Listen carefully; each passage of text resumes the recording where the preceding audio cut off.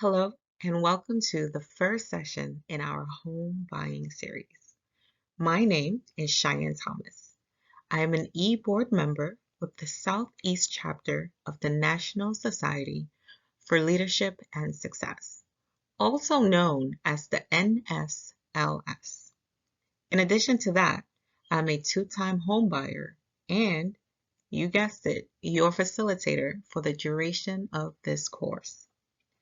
We do hope that you find the information within these brief mini sessions to be highly informative. So without further ado, let's jump right in and get started.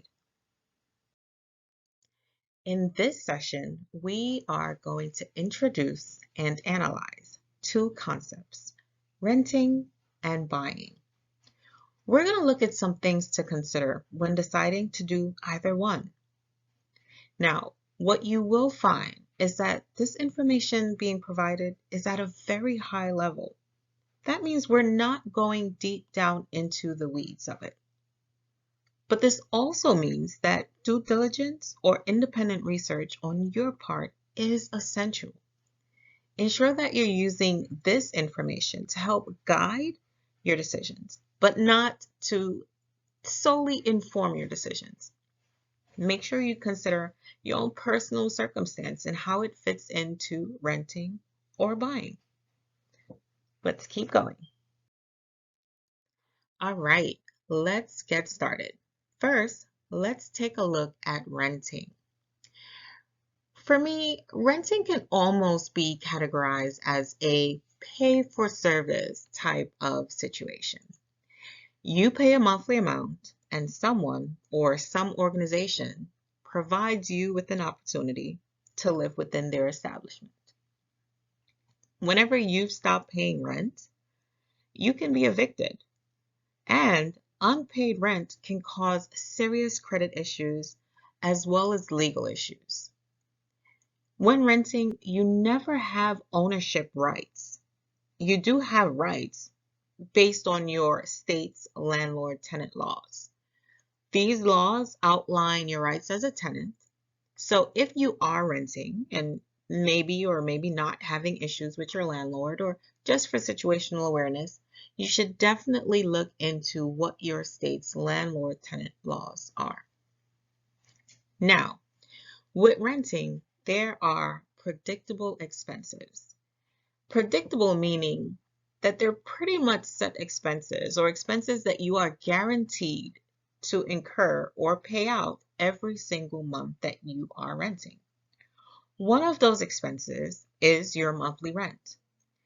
When you sign your lease, you as well as your landlord or the property manager is going to establish how much you are going to spend or pay every month to reside at that property. That amount will be the same amount for however long your lease term is. Other expenses are water, electricity or utilities, which can include gas. And then you have other expenses like phone, if you have a phone for the home, as well as internet. Now, depending, like for example, I rented an apartment and parking was something that was covered. So that might also be another expense. I also had trash that was valet trash, actually, is where they picked up the trash, you put it out on a certain night every day of the week, and you put it out on a certain night of the week, and they would come through and pick it up. And that was also an expense. But all of these expenses are things that are pretty much predictable.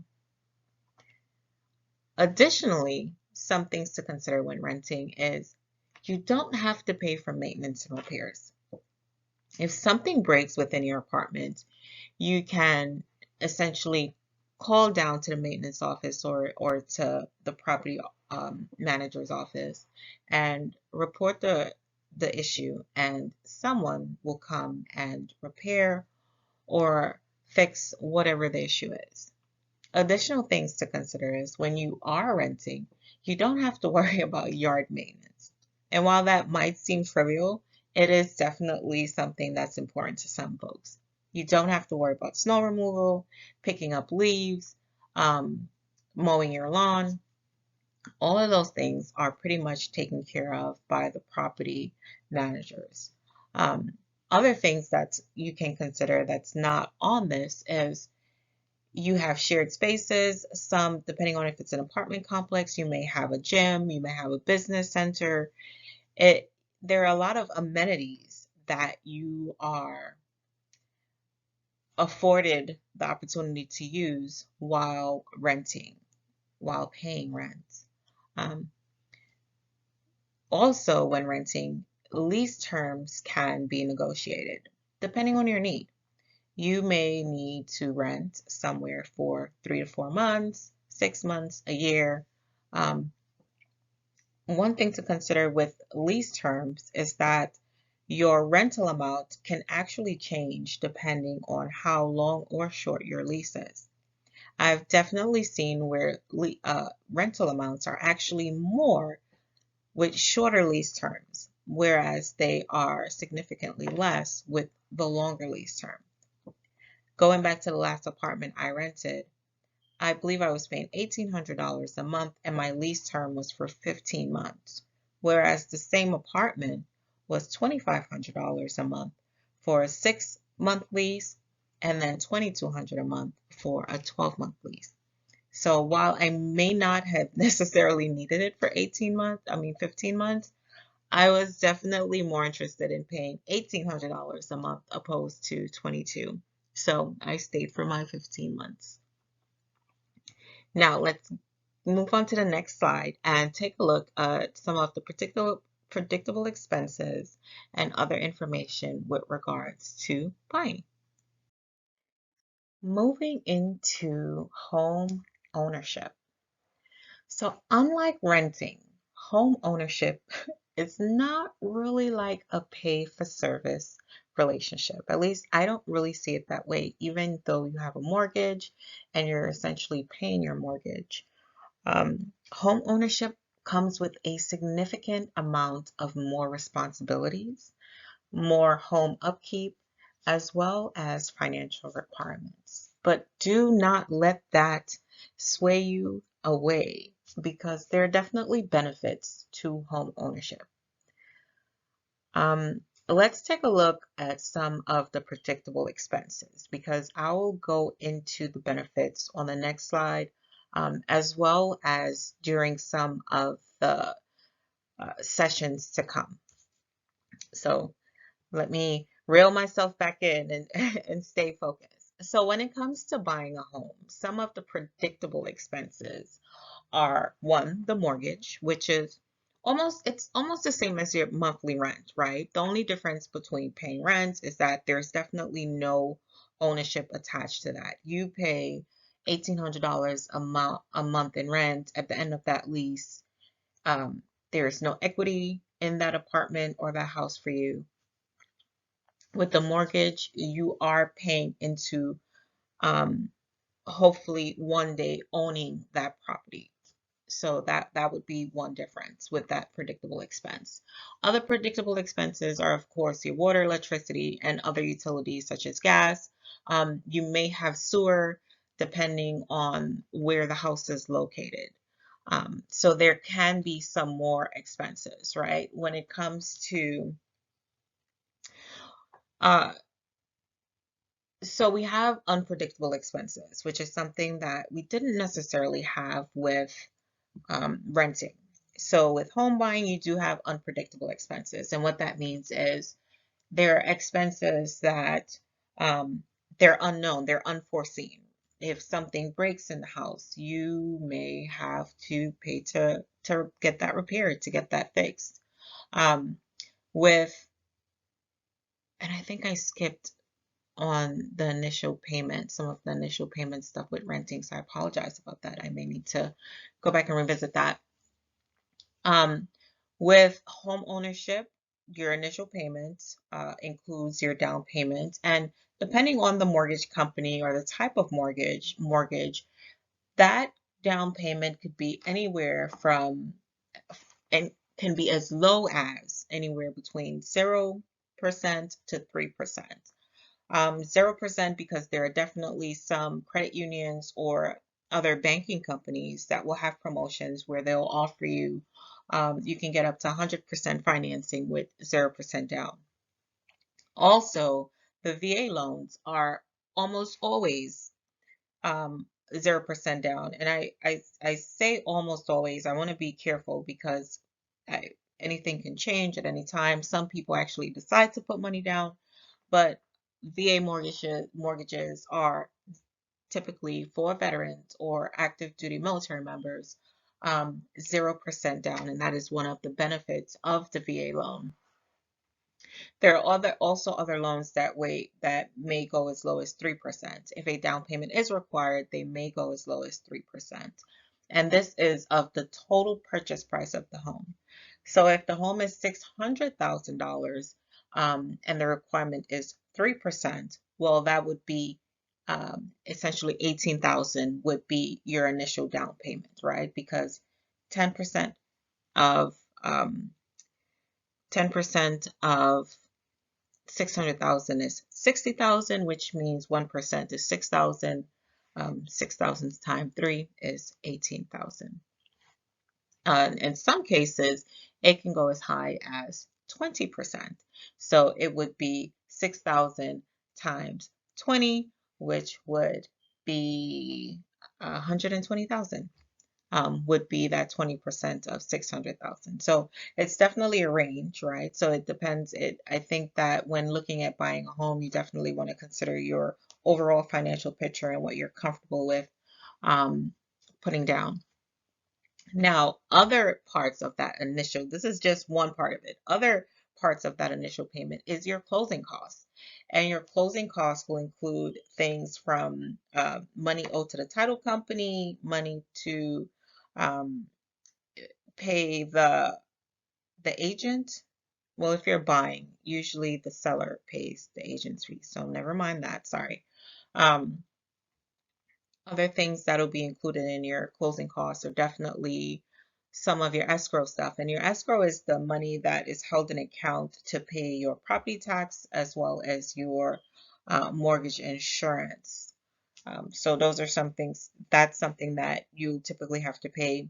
In most cases, you have to pay your mortgage insurance for the entire year, as well as 2 to 3 months of escrow.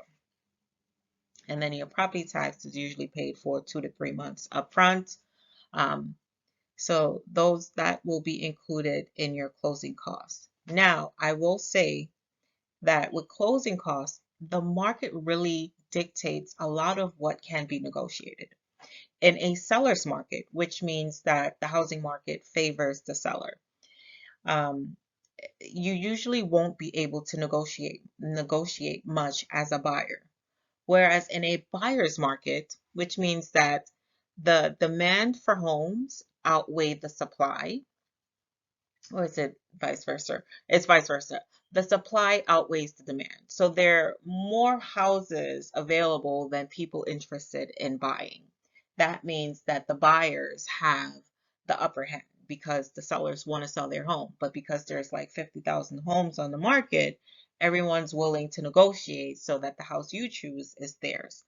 So if you could wait for a buyer's market, definitely do that because going back to closing costs in a buyer's market, you're actually able to negotiate in some states, right? So, and all state laws are different with what you can and cannot negotiate. So make sure that your realtor informs you wisely about those things. But be sure to ask, because you can ask the seller to pay a portion of your closing costs. That's something that can be negotiated in. Um, and being able to negotiate that is definitely beneficial. There are so many other things that you can negotiate when it's a buyer's market, or even when it's not, just simply asking, right? Because you don't know what you don't know, and a closed mouth does not get fed. So definitely ask, try to negotiate everything in that you can in order to decrease how much you actually have to pay out. Now, reeling myself back in, we're looking at um, other things that affect buying is it requires a long-term commitment, 15 to 30 years. And the real estate market is cyclical. And it kind of goes back to what I was saying about buyer's market and seller's market. So some of the things that affect that cycle is definitely the seasons, as well as inflation and other economic factors. And for me, I needed to add inflation and economic factors because I think one of the biggest examples was during the COVID-19 pandemic era or time frame. We saw that there was definitely interest rates were really low. And because interest rates were low, it triggered buyers. So it became a seller's market because the demand for homes outweighed the supply, which means that sellers were not willing to negotiate. Buyers needed to negotiate because there weren't enough homes on the market to fill the demand of the buyers. And that was definitely something that was affected by the pandemic and inflation. Well, at that time, it was not inflation because interest rates were low, but it was an economic factor.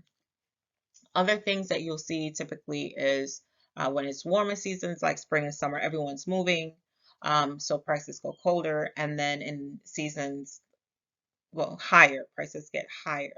And then in seasons like winter and fall, where there are less people, again, it's really based on supply and demand. In the summertime, kids are out of school, military people are PCSing, people are moving around because it's warm outside. Nobody really wants to bear the cold to move. So in the summertime, there is more of a demand for homes. So prices will be higher, right? Whereas in the wintertime, because no one's really moving, no one's really looking to buy a house, prices are lower.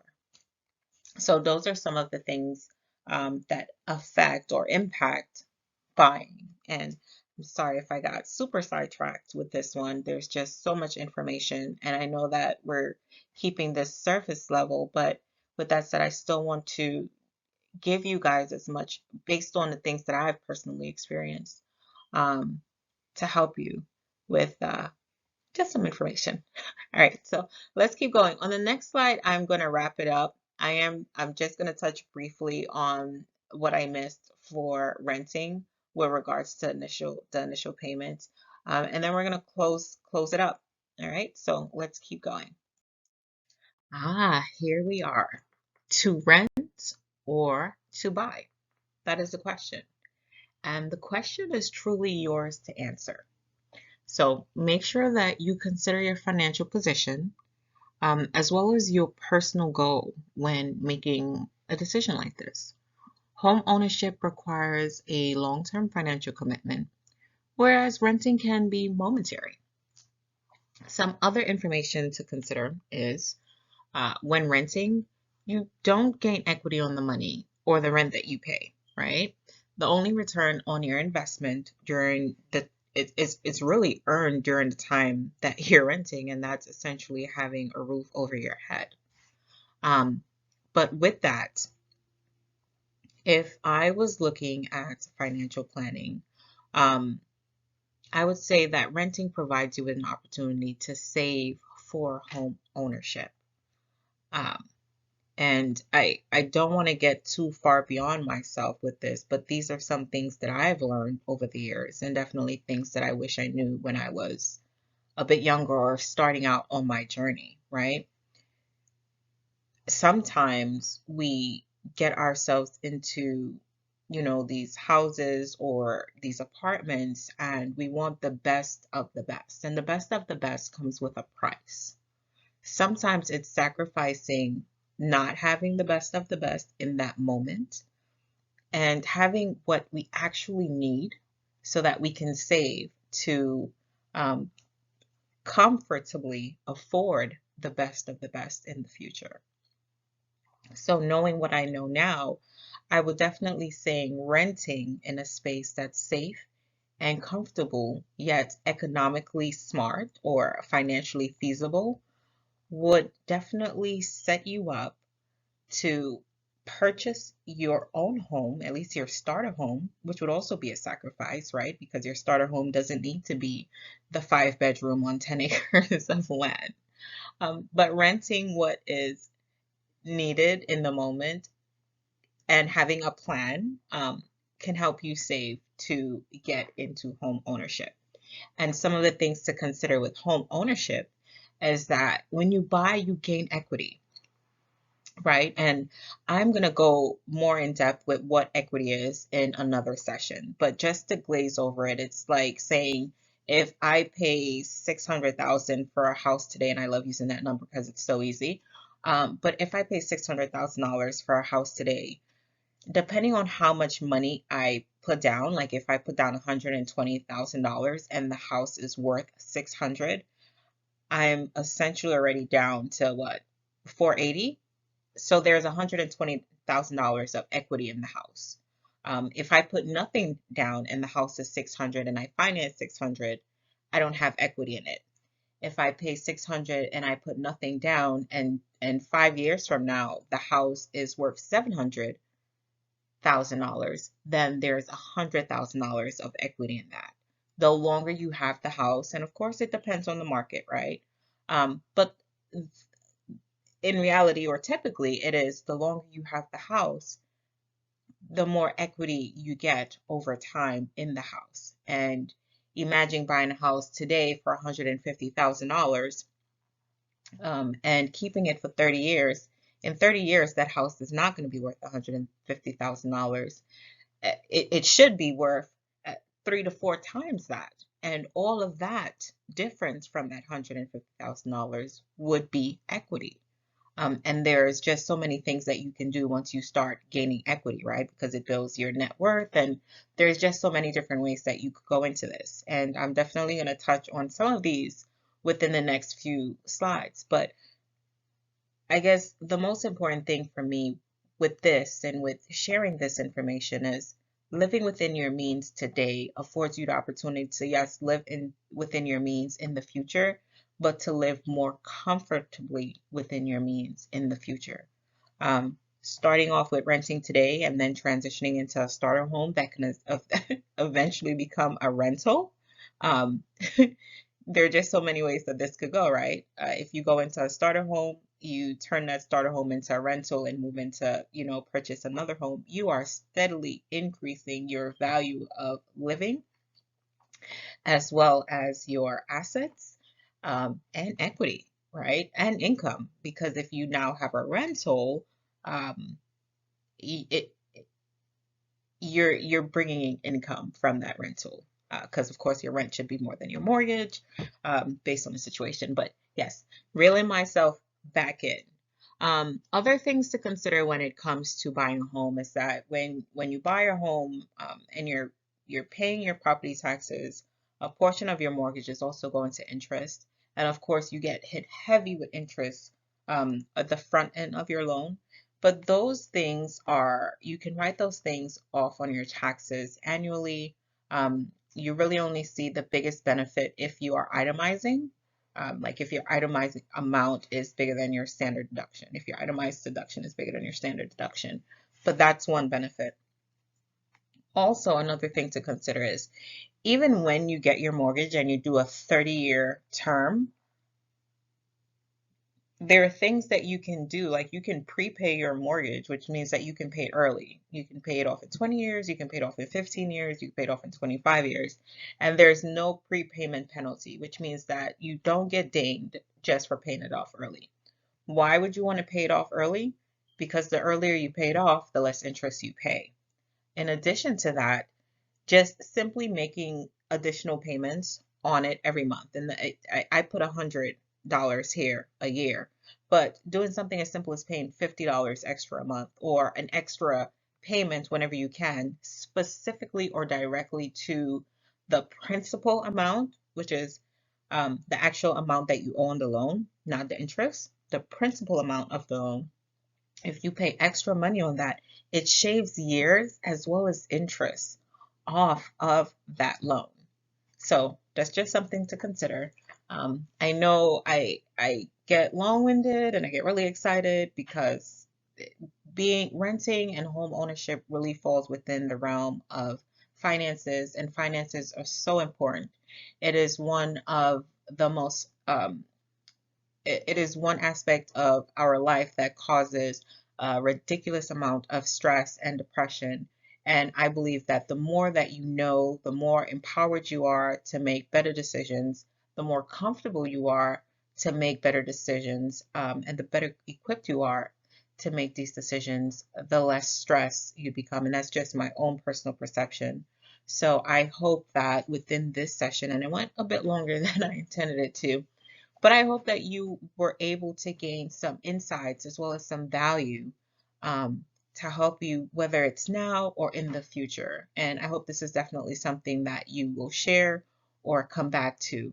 And we are definitely open to feedback. If there's anything that could have been stated differently or expanded upon more, please feel free to share that information so that we can continue putting together content to help you guys, because by helping you guys, we help ourselves and our children and the people around us. So thank you for sharing your time with me, and have a lovely day. See you next, well, chat with you next time. Bye.